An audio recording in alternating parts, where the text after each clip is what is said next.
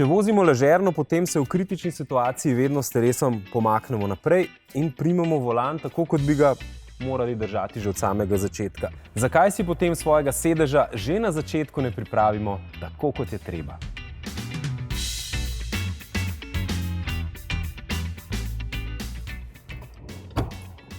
Sedež naj bo tako naprej, da ko stisnemo sklopko in pa pedalo za zavoro, noga še vedno ostane rahlo pokrčena. To nam pomaga v primeru nesreče, ko z nogami tudi absorbiramo trk. Če bi imeli noge stegnjene, potem bi si lahko poškodovali medenico in pa seveda notranje organe.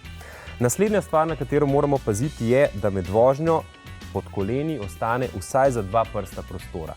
To pa zato, da boljša cirkulacija krvi prepreči, da bi noge postale med vožnjo utrujene.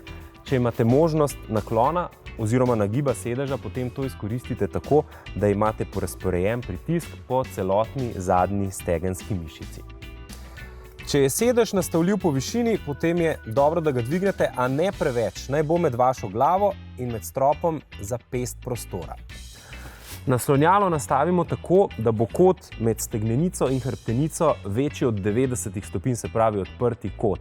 S tem dosežemo, da hrbtenica prenese kar se da malo tresljajev s ceste.